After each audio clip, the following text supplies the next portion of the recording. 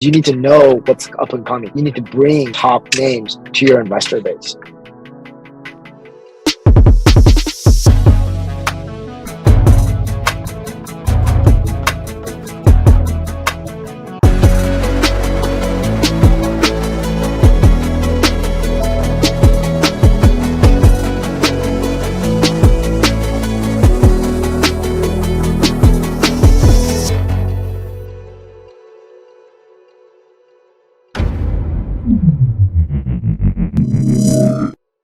My name is Ryan Epps. I'm with Tech Times. I'm here with Wei. Is it Chow? Is that how you say it? I'm sorry. Wei Zhou. Wei Zhou. Just say Thank you so much. Wei And Zhou. Yeah. Wei's, oh, perfect. Okay. Yeah. With Coins.P, what is it? PH, right? PH. Yeah. Coins.PH. Awesome.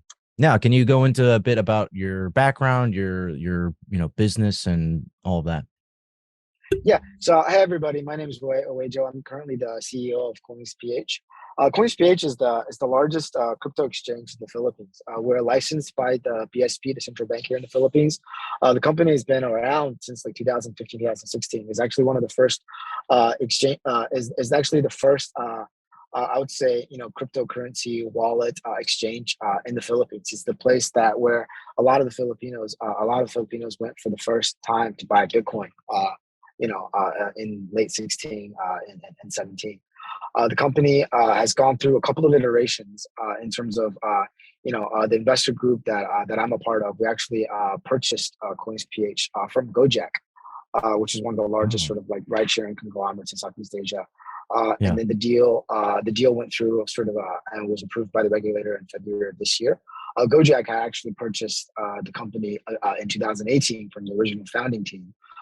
Which is led by Ron Hose, who's actually a kind of like an all-star, like a celebrity entrepreneur in the Philippines. I think Philippines is a very unique place in that there's not that many sort of like founder exits, entrepreneur exits. I think Coins being the first one, one of the earlier successful ones, and I think that speaks to sort of like but it's also I think it's been looked to not as a place for an entrepreneur, just like a lot of people. There's a lot of like international banks actually, have a significant amount of compliance and back office operation on the Philippines, but they don't really, teach entrepreneurship, and I think that's something that is more of a recent phenomenon, and as much it has been as much driven by crypto and Web3 and by fintech as by anything else. And I think we've seen a lot of that probably seen more Filipino entrepreneurs or companies being built out of the Philippines over the last, I think, 3 years than any time in sort of like in sort of the history of the country. So I think that's actually what's really, really interesting. No, you're quite passionate about the Philippines. I love that. Yeah, it's cool. I mean, it's sort of for me, background wise, I'm actually not from there. I'm a Chinese American. I was born in China. And I moved to the U.S. when I was about 10 and a half. So I actually did middle school, high school, college in the U.S. But since college, for the last 20 years now, I've actually been physically being based out of Asia, spending time in Hong Kong, Beijing, Singapore, and now Manila. So sort of like, and one of the, after spending, almost like 3 or 4 months here in the Philippines now, what I found is I actually see a lot of similar trends, growth wise, that I saw when I first moved to Beijing. In the early 2000s, in terms of like sort of this like youthful energy, and then number one and number two, just like general like willingness to try new technology and to try new things. I think that sort of like that youthful sort of like exuberance is actually quite common here among. And then if you look at the demographic of the country, it's like more than half of the country's population is under the age of 30. So it's actually probably one of the healthiest sort of like demographic trends anywhere in the world. And it's a population that's actually quite savvy in terms of tech. If you look back, like in the days, if you remember this, like in the days of MySpace, Philippines is actually one of the top countries from the youth perspective. And Facebook has a massive following here, and Instagram has a massive following here, and now TikTok has a massive following here. And if you travel around Southeast Asia, Philippines is probably one of the few countries other than Singapore where the billboards that you see are all in English. Interesting. So people are actually very, savvy from, because then you're like, wait a minute, what makes it that really interesting is that means people in the Philippines actually consume, Western movies, entertainment actually in its native language, Yeah. without any subtitles or dubbing. Yep. That means that is actually, that's why I think like, for me, building coins into not just sort of, helping, Filipinos to access digital assets. I actually think we can actually reverse it in terms of helping Filipinos to actually create digital content and digital assets for consumption in the global economy. And I think that's what we're Love that. seeing from an entrepreneur and building perspective. And yeah, that's why I'm really passionate about my Yeah, business, that's about good. coins, about digital assets, about crypto, and also about Philippines. Yeah. Well, okay. Yeah. So you started at Coins in July, right? I started at Coins in February. Okay. So like Gotcha. the consortium the buyout sort of like I work with a buyout fund called Joffrey Capital, Okay. and we actually purchased coins from Gojek, Gotcha. Gotcha. in February of this year, I see. and then in conjunction with that, I was basically made the CEO of I see. Coins. I Yeah, see. yeah. I see. Prior to Coins, I had been the CFO at Binance for about 3+ Oh, years, wow. from about That's mid 2008 all the way to mid 2021. well, I guess I'll just get into it. I mean, how do you feel Sure. about the crypto just, environment right now? And what are your feelings about it? Yeah, I mean, I think it's like crypto. What is it?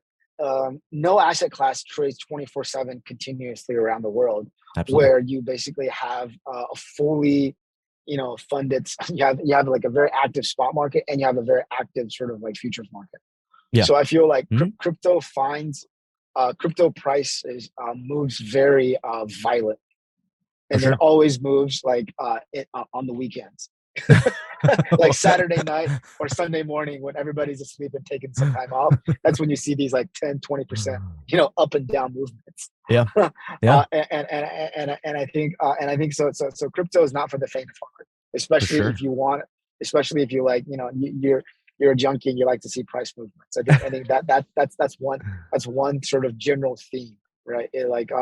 But that being said, I think if you can sort of look beyond sort of daily price movements, I think it's actually a really exciting place to be in. For sure. For Especially sure. if you want to be a part of a sort of what I call like almost like a global movement, where you can you have control over your own assets. And I think Yeah. that's the biggest thing. That's been sort of my biggest takeaway. The ability for you to sort of own your own funds, invest your own funds, and then move your own funds. I think that's the biggest takeaway from crypto. Well, And I think, no, yeah, go I'll ahead. pause here. Yeah. No, okay. Well, I just wanted to say you mentioned like coins is and you brought it up a bunch of times. Coins itself is very situated in just the APAC region itself. It's not. I mean, it's a global company, but I feel like you guys are investing heavily in the APAC region. Yeah, And yeah, I think, and one of the reasons I think like APAC as a whole and Southeast Asia as a whole, I think, and why I sort of like why of all the things that I could be doing post sort of my finance career, why I'm focused on Southeast Asia and coin specifically, it has to do I think with regulation. okay, I think crypto right now yeah, is, and one of the reasons for this sort of like general crypto winter is actually we still don't have clarity in the United States on regulation. yep, Like, who is the regulator that you go to regulate this market, yep, right? Because right now, what you're seeing is the SEC is basically regulating through enforcement, rather than regulating through sort of transparent and clear policies about what is allowed for businesses, what hmm is allowed for investors, and what is allowed for institutional investors that basically all want to come in. yeah, Right. I mean, I think there's general interest among sort of global institutional investors, leading investment banks, endowments, retirement funds. They kind of want to come in here, right? They see this opportunity, but they don't know, right? They don't yeah, know if what I'm investing in is that going to be illegal or mandatorily legal or illegal, right? By yeah, what investor class? I think that unclarity is actually being one of the contributors, I think, for this crypto winter or bear market right now, right? yeah. That in addition to sort of like the world, the asset class around the world getting rugged by the Fed.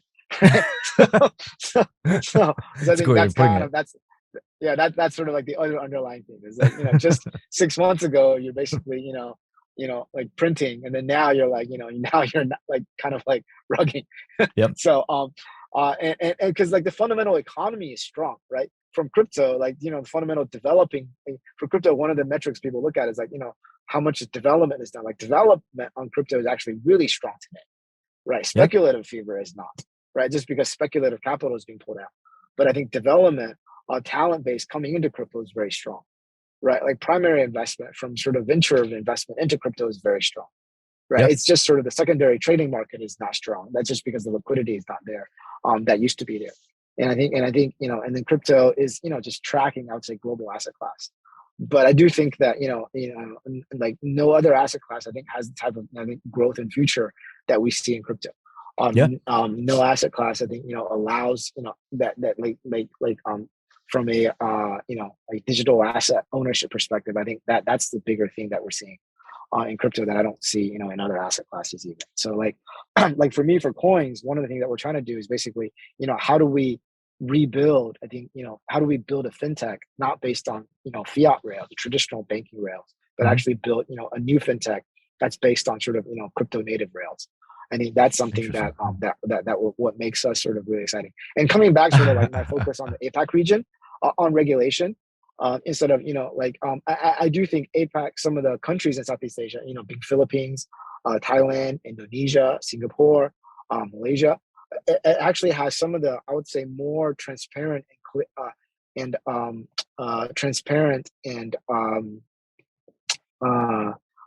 clear, I would say, regulations on crypto.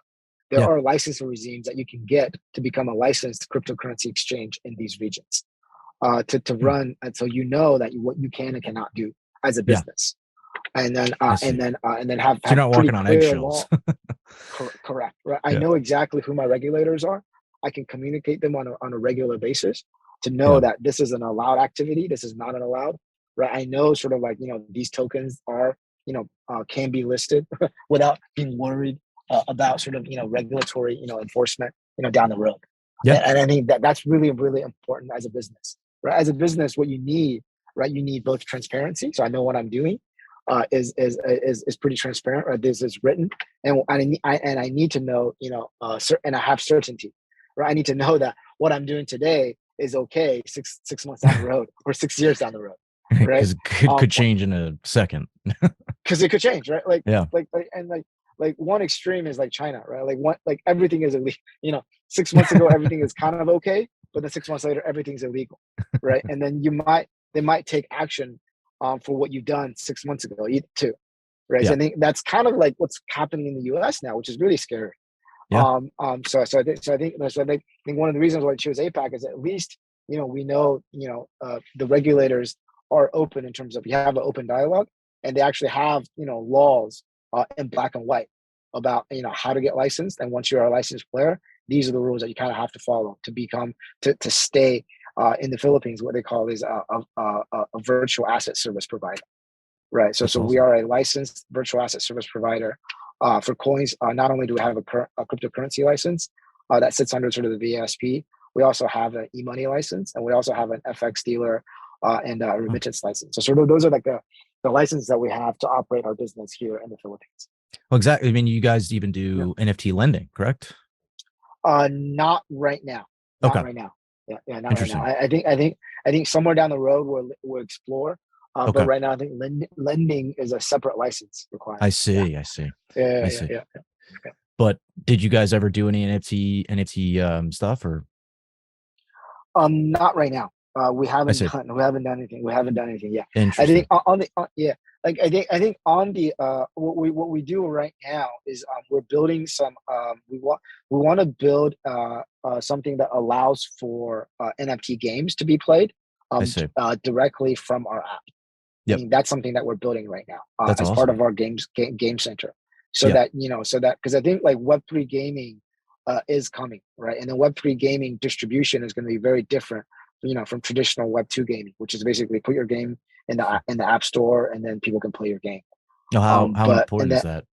How important is like the metaverse and all that stuff? I and mean, I think it's really important. Like because right how? now, if you think about like Web2 gaming, Web2 gaming, why Apple's App Store is so important for Web2 gaming, or Google's App Store is really important for Web2 gaming, is they built a distribution center for you to download and play, for you to upgrade content.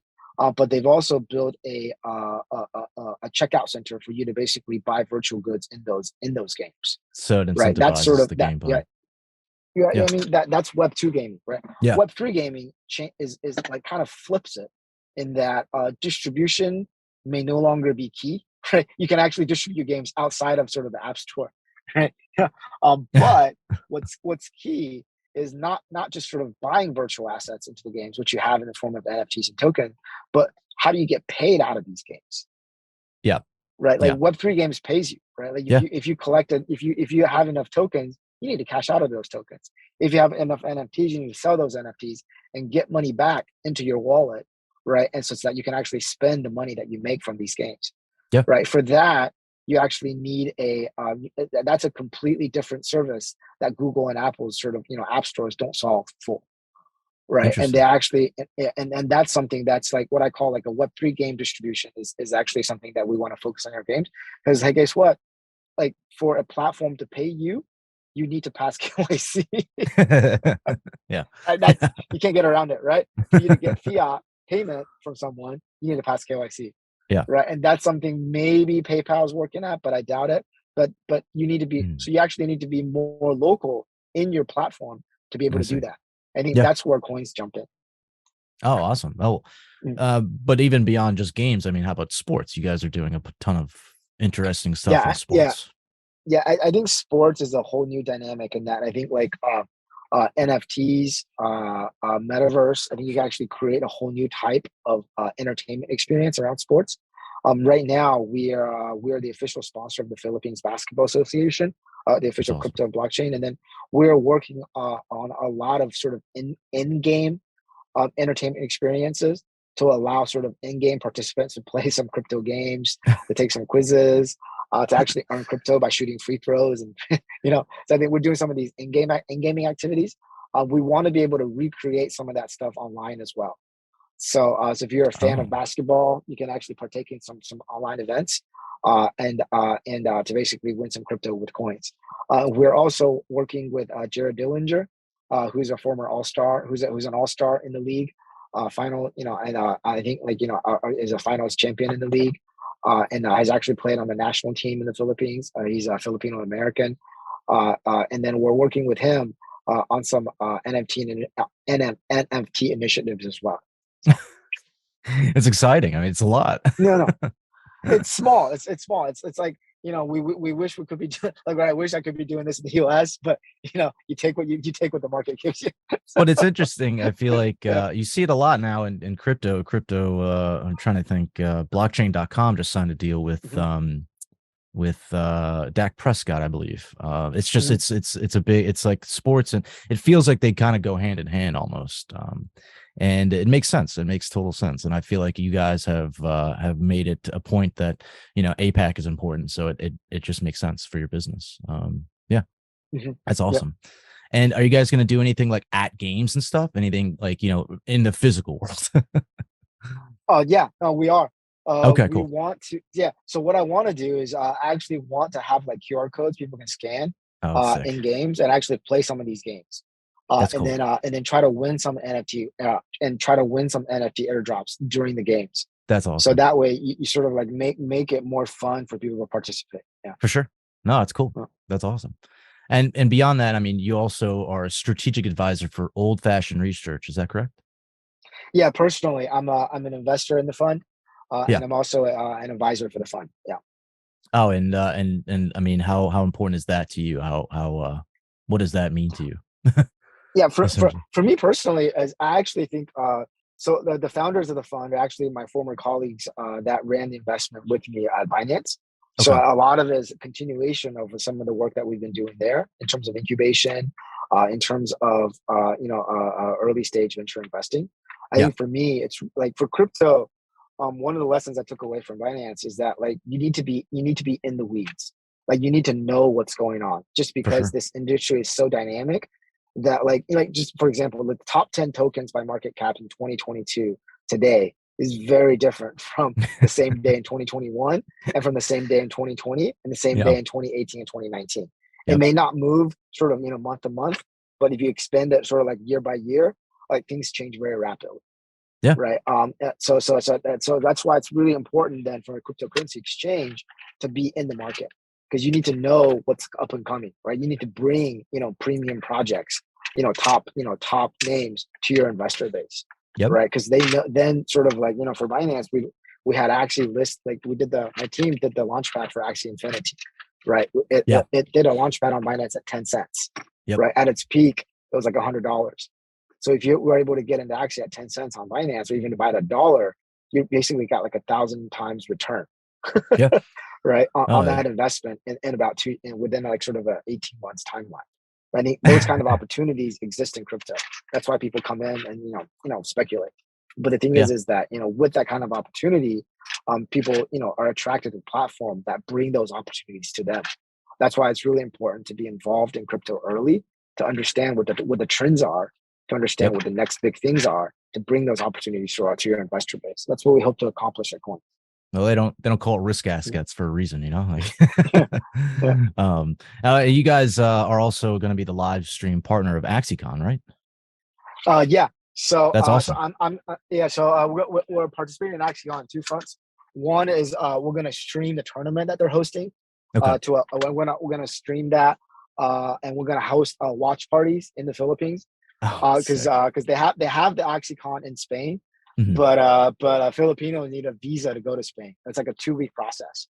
So we're gonna try to bring the conference to the users, to our That's users awesome. in the Philippines. Yeah, and then for me personally, I'm actually gonna be flying in to Spain tomorrow. So I actually have a session to talk about Axie, to talk about Philippines, and to bring sort of a Filipino perspective to AxieCon. So that's cool. I'm not gonna be kind to those guys. So hopefully don't invite me back. But gonna give real feedback about what the community thinks about their games, right? Yeah, be honest about it. That's the point. I feel like that's awesome. Oh, and is there anything else you wanted to add? Is there anything else you wanted to kind of go into? No, I think that's it. I'm good. Yeah. I hope you have enough content. I hope you have enough content. Yeah, no, I've looked over pretty much everything. I mean, I think it's awesome what you guys are doing. It's very different, right? I mean, I feel like here's my last question. Do you feel like more than most of your holders are in the Philippines or just in that general area? Or do you think you have a lot of United States users and stuff? For Coins, all of our users are in the Philippines. Wow. We have two apps. Coins, so under sort of the holding company, we have two apps of Coins.PH, which we have about 16 million users in the Philippines. We also have another small app called Coins.TH, which is also another licensed wallet, crypto wallet in Thailand as well. Gotcha. So with those, we covered sort of 2 countries. We obviously look to expand that in the Philippines first. To expand, I think there's a lot of the company under previous owners, I think, focused more on building up their fiat wallet and less so on the crypto side. Yeah. So we hope to basically take that to sort of go back to the crypto roots of the company, and become sort of like the jumping point into Web3, into the DApp world, for our users. So yeah. So like awesome. Hopefully with our wallet, we hope people can basically they can play, they can invest, and they can spend. So yeah. That's awesome. No, that's awesome. Thank you so much, Wei. No problem. I hope you have a nice night. Thanks so much for being with us. Yeah, take care. And if you enjoyed this video you just watched, please hit like and subscribe. And be sure to stop by techtime.com for the latest in news about tech, science, business, and so much more.